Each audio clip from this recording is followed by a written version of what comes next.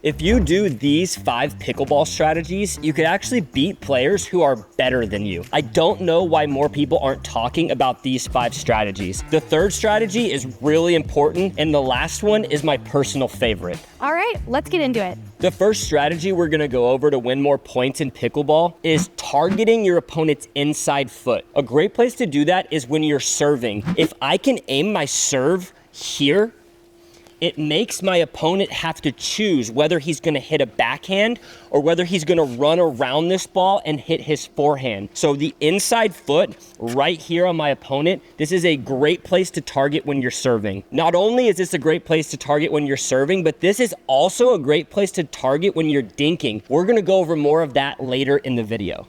This next strategy has to do with targeting the return. Now, if both of your opponents have proven that they can hit a quality drop and drive and get up to the net, then it's best to target your return to the better player on court or the person who's more of a threat at the kitchen line.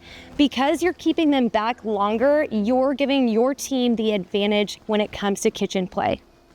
The next strategy you must master for advancing in pickleball is to learn when is the proper time to advance to the net. I see a lot of beginner players running to the net when they didn't hit a quality third shot. And so what happens is they run to the net out of control, and all of a sudden they slam the ball at the feet. So a little rule that we like to abide by here is don't chase the trash. In order to practice this, there's a great drill called 7-11. So what happens here is my opponent is gonna give me a courtesy feed. So go ahead and feed me the ball.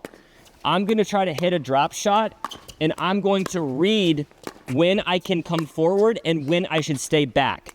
What's happening here is I'm having to communicate with my partner. And so if my drop shot is high or I don't hit a good shot, we're gonna say stay back, stay back. And then if I hit a good one, we're gonna advance, okay? So go ahead and give me another feed here. So if I were to pop one up, stay back, stay back, stay back. I wanna actually stay back. And then right when I hit a good one, that's when I can come forward and advance to the kitchen line. So again, learning to advance to the net at the right times is gonna take you to the next level. The way this drill works for scoring is you're basically gonna play points out like we just did. We have to get to 7 and they have to get to 11 because they're at the advantage. They have to score more points. This next tip has to do with tracking the ball with your positioning on the court. So something that's really important that's going to help you win more points is having the correct positioning on the court in regards to where the ball is, where your partner is, and where you are. So for example, if the ball goes cross court towards that sideline, I'm gonna want my partner to go right in front of the ball. I'm gonna wanna track my body to this middle area of the court, and I'm gonna leave that area open. The reason being that's the lowest percentage shot for that person to make, and I have the most time to recover because again, the ball's going from that corner to this corner. Now, if the ball comes to this corner, my partner is gonna respond by tracking his body to the middle of the court. I'm gonna be with the ball on this sideline. This goes for any point in the entire game of pickleball. You're going to be wanting to move your feet and get your body in position to cut off the most angles possible for your opponents to attack your team. This last strategy really took my game to the next level. And what this is a lot of times when I see people dinking, when they first get good at dinking and they get in those longer rallies, they get married to this cross-court dink. Now, what happens if you're only dinking cross-court?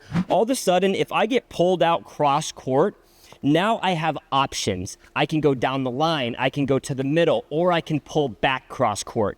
So when you're only giving your opponent the cross-court dink, you're actually giving them more options. Instead, it's really important to learn to dink to the middle, especially if you're playing on the left side. And here's why. If I'm dinking to the middle, just like I talked about in the beginning of the video, I'm targeting that inside foot. If I'm dinking to my opponent's inside foot, he has to choose, am I hitting a forehand or backhand? And his partner has to decide, am I coming and involving myself into this point? So it creates a lot of confusion. Not only that, it actually opens up those wide angles and those cross-court dinks that you're looking for. So here's what it could look like. If I'm in a dink rally, I want to start targeting the inside foot of the person right in front of me. So I'm going to aim right here, and he's going to have to decide now, do I hit a backhand or do I hit a forehand? And now, if he wants to attack the ball, he only really has one option. He has to attack middle. If he tries to attack me to the side or pulls it out wide and tries to attack my partner to the side, that ball's going out because of that angle. So if you can learn how to dink to the middle, it's gonna win you more points in pickleball. If you're in the market for a pickleball net, look no further than Selkirk.com. The Selkirk nets are the preferred pickleball nets of the PPA Tour, and they have options for beginners, intermediate, and advanced players for all budgets and all levels. Head on over to Selkirk.com/collections/nets to get yours today. Thanks for watching. Make sure you like and subscribe to the PlayPickleball.com YouTube channel. And we'll see you on the next one.